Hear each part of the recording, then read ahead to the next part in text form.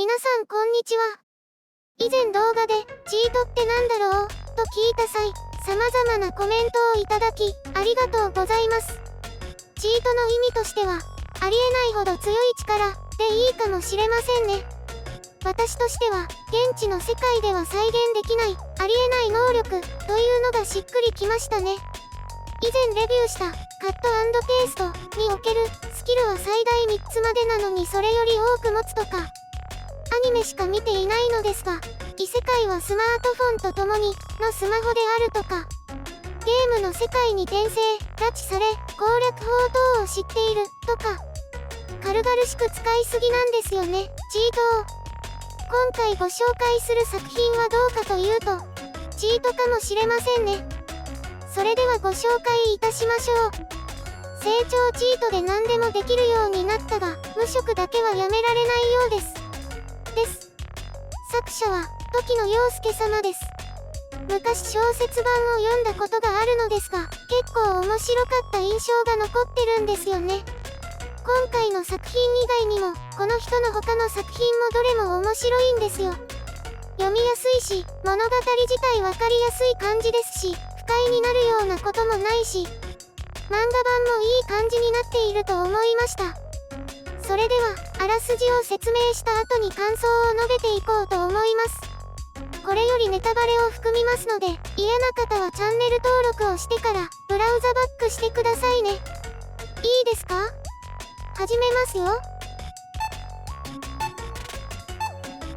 それでは、無職チートのあらすじはこちらです。主人公、一之輔は、絶賛就活中で、ただいま100連敗中。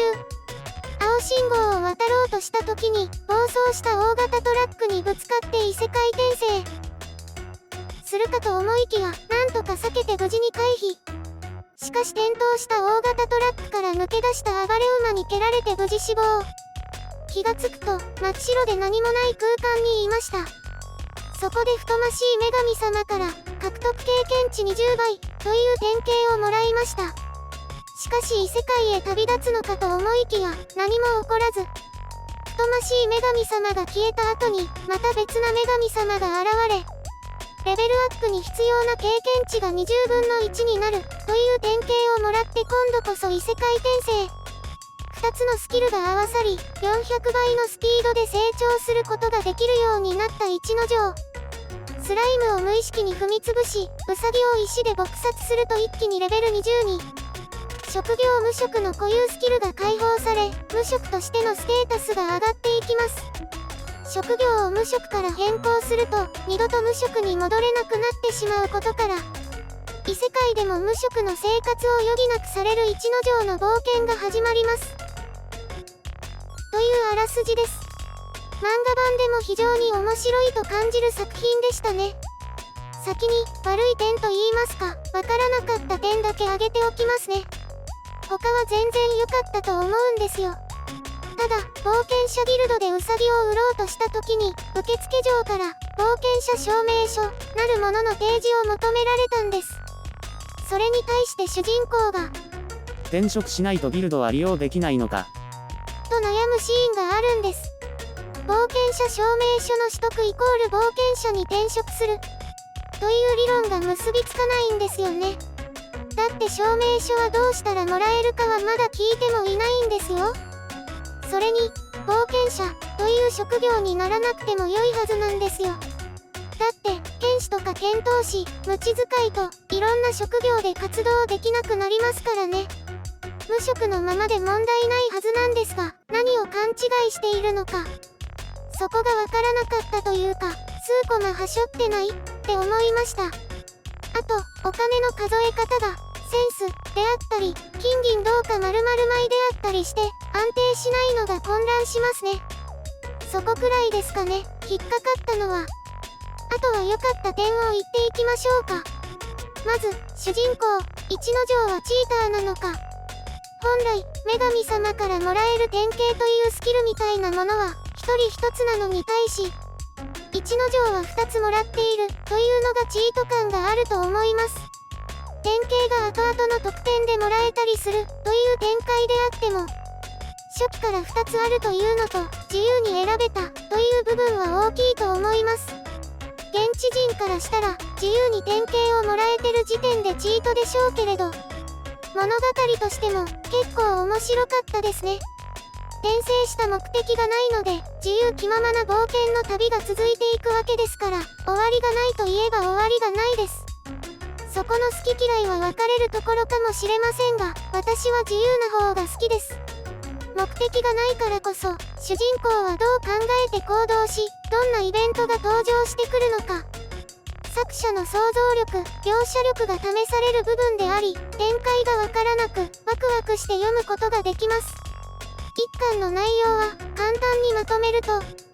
異世界転生して奴隷の狼耳少女を買っただけなんですが、他のナロー系みたいに、お金をポンと出して購入、じゃないんですよ。この世界は奴隷に対してある程度の人権が認められているんです。奴隷に対して非暴力、同意のない性行為禁止。しかも、1年間は奴隷自ら購入条件を提示することができるんです。今回のヒロインである奴隷は、自分よりも強い人間であることを満たせば、金貨10枚のところ、金貨3枚で購入できるという契約になっていました。何かと理由をつけて、買わないと思っていた一之丞だったが、自分のしたいように生きようと考え直し、彼女に勝つために、モンスターのいる迷宮に潜り力をつけて、彼女に勝とうと思い立ちます。もちろん、なんやかんやあって、強さを証明することができたわけですね。武力としての強さも多少はあるでしょうが、誰かを助けるために自分の身を顧みない勇気。心の強さに惹かれて、一之丞の奴隷になったという部分がいいですね。チート能力で楽して強くなった部分ではなく、心根を見てくれる方が嬉しいですよね。それと今回は、しっかりとした悪役とバカップル以外、優しい人たちしか出てこなかったですね。小説を読んでいる時は何も思わなかったのですが、いろんな作品を読んで、改めてこれを読むと、これくらいの優しさがちょうどいいよね、って思いました。奴隷商のオーナーの気の回しようが素晴らしいです。こういう描写が、すごく上手だなって思いました。他の作品だと、ドストレートすぎるんですよね。そういうのが好きなのであればいいのですが、私には合わないものでして。千子さんみたいに、とことん甘やかしてあげる。みたいな作品でしたらいざ知らず。それが主体でもないのに、ドストレートに甘やかす人しかいない作品って、単純に描写が下手なのかなって思っちゃうんですよ。という余談です。今後の物語もね、すごく面白いですよ。ぜひ読んでみてください。今回のレビューはいかがだったでしょうか？このような感じで、私が思ったことをありのままにレビューしていきます。このような私にレビューしてほしい作品がありましたら、概要欄にあるリクエストページよりリクエストをお願いします。気に入っていただけましたらコメント、高評価、チャンネル登録をよろしくお願いします。また次回、レビューしたい作品がありましたら、お会いいたしましょう。